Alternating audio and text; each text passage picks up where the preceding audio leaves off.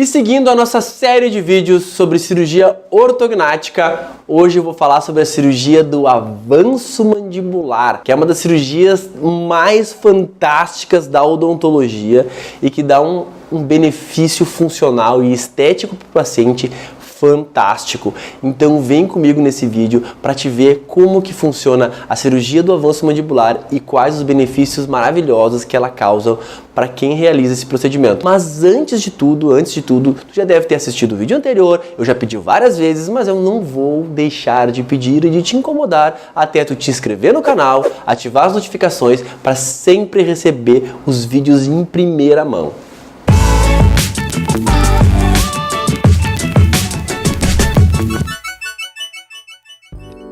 Salve, salve galera! Nosso segundo episódio sobre cirurgia ortognática, eu vou falar sobre a cirurgia do avanço mandibular, que é uma das cirurgias mais fantásticas da odontologia. E para quem que está indicado a cirurgia de avanço mandibular? A primeira coisa, a gente faz uma classificação dentária. Bom, o paciente é classe 2 que a gente chama, né? Existe classe 1, 2 ou 3. O paciente classe 2 é o paciente que tem o queixo mais para trás, mas é uma classificação dentária. Não vou entrar em detalhes disso, mas o paciente geralmente é classe 2. Bom, baseado nisso, nós vamos fazer uma série de avaliações com o paciente, principalmente respiratórios, porque quem é classe 2, quem tem o queixo para trás, tem uma certa dificuldade de respiração. Por quê? Porque a musculatura que estica, nós temos aqui um osso chamado osso hioide, e nesse osso tem a inserção dessa musculatura que fica embaixo do queixo.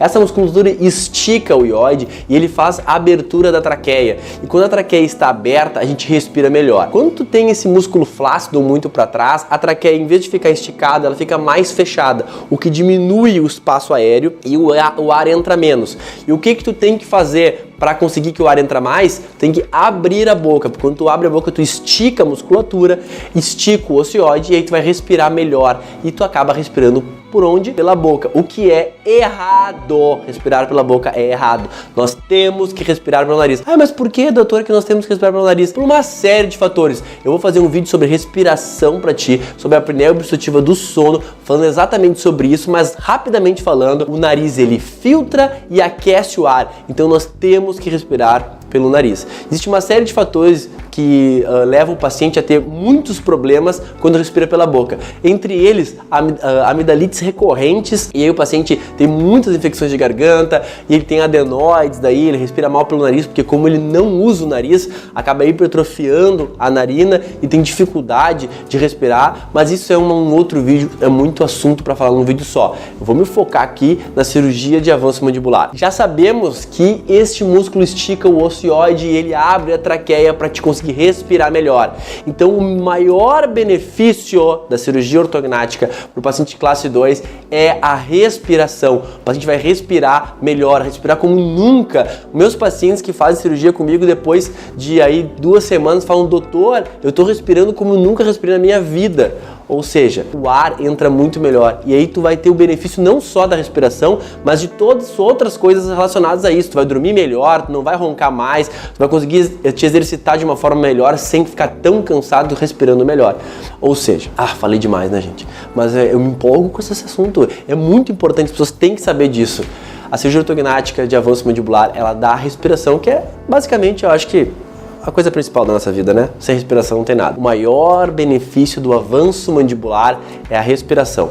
Além do que, os pacientes vão ter uma mordida mais estável. Por que tu tem que ter uma mordida estável? Porque quando tu tem uma mordida muito para trás, tu é classe 2, a tua incidência de força na articulação ela é reduzida, ou seja, a mandíbula ela tá alterada de posição, tu incide uma força errada na articulação, o que pode danificar as estruturas articulares e te levar a ter muitos problemas futuros. Além dos problemas articulares que tu pode ter, das disfunções temporomandibulares, eu já fiz vídeo sobre DTM, tá aqui no canal, mas ainda vou fazer outros vídeos de cirurgia ortognática associado à disfunção temporomandibular. Além disso, tu pode ter uma redução de abertura considerável da boca quando tu é paciente classe 2 por muito tempo e tem muita danificação na articulação. Ou seja, daqui a pouco tu tá abrindo a boca 1 dedo, 2 dedos, certa dificuldade de alimentação, porque tu tem a mandíbula mais para trás, não corrigiu a mordida e afetou a disfunção temporomandibular. Ser um paciente classe 2, ter a mandíbula para trás, não significa que tu vai ter uma disfunção temporomandibular. Ou seja,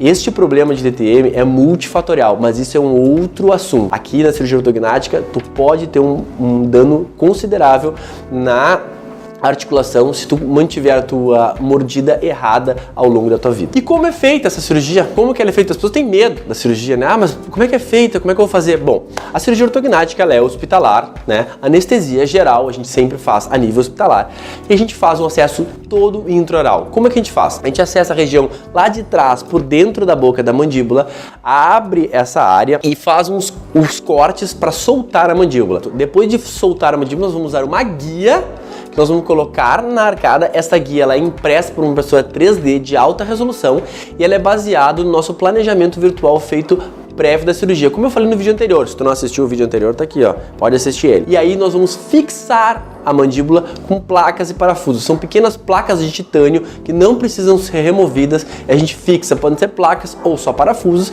e a gente fixa a mandíbula. Ela vai ficar totalmente estável.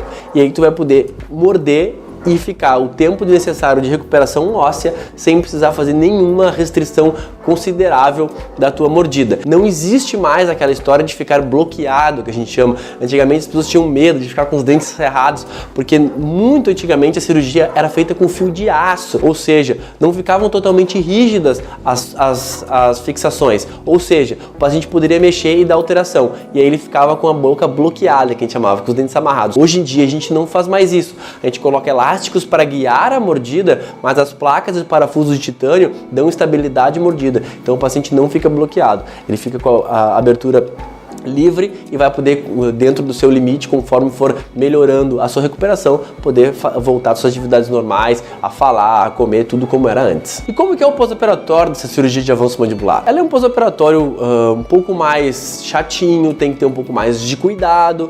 Pensa num siso muito difícil, um pouco mais do que isso, né? Vai ficar inchada, é uma cirurgia que a gente faz um descolamento considerável, a gente tem que fazer um reposicionamento da musculatura, a musculatura que estava numa posição de um jeito vai estar numa posição de outro quando a gente fizer o avanço, ou seja, vai ter um edema, vai ter uma dificuldade de abertura de boca, a gente chama de trismo, porque a musculatura fica machucada, principalmente nos primeiros dias. Mas é uma recuperação muito tranquila, a gente geralmente considera que o paciente entre uma semana, 2 semanas, tá voltando às suas atividades convencionais, 1 semana e meia, 2 semanas, tá conseguindo já ir pro seu trabalho de forma burocrática, se for uma coisa mais tranquila. Obviamente, se for um trabalho de muito esforço físico, vai ter que ter mais tempo de recuperação.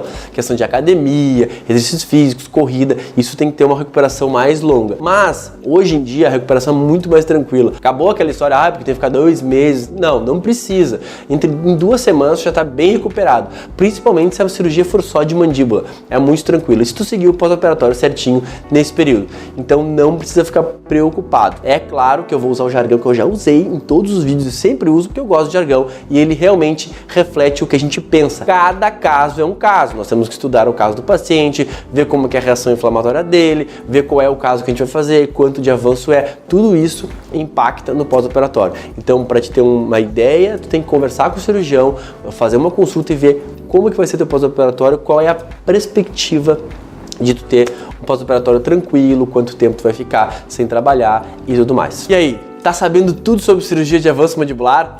É difícil, né? É muito corrido, é complicado fazer um vídeo rápido sobre isso. Então, tu vem aqui, se tu tiver dúvida ainda, deixa teu comentário no vídeo. Se quiser que eu fale sobre um vídeo sobre outro assunto de cirurgia ortognática, comenta aqui. Se tu tem uma dúvida sobre isso, também comenta aqui. Ou vai lá no Instagram, aqui tá meu Instagram, aqui tá meu Facebook. Entra lá, pode mandar tua pergunta pra mim, eu vou te responder. E depois, se precisar, a gente grava um vídeo só respondendo perguntas, dúvidas frequentes sobre cirurgia ortognática. Gostou desse vídeo? Quer ficar por dentro? Quer assistir o próximo? Isso é uma série de vídeos, isso não é um só. Ou seja, a cirurgia ortognática é muito complexa e vai ter uma série de vídeos sobre isso. Eu já fiz o primeiro, que tu já deve ter visto, este é o segundo e vão ter outros vários sobre cirurgia ortognática. Então, se tu quer ficar por dentro, te inscreve no canal, ativa as notificações, me segue nas redes sociais que tu vai saber quando eu vou publicar, certo? Eu sou o Dr. Thales e esse é o meu canal.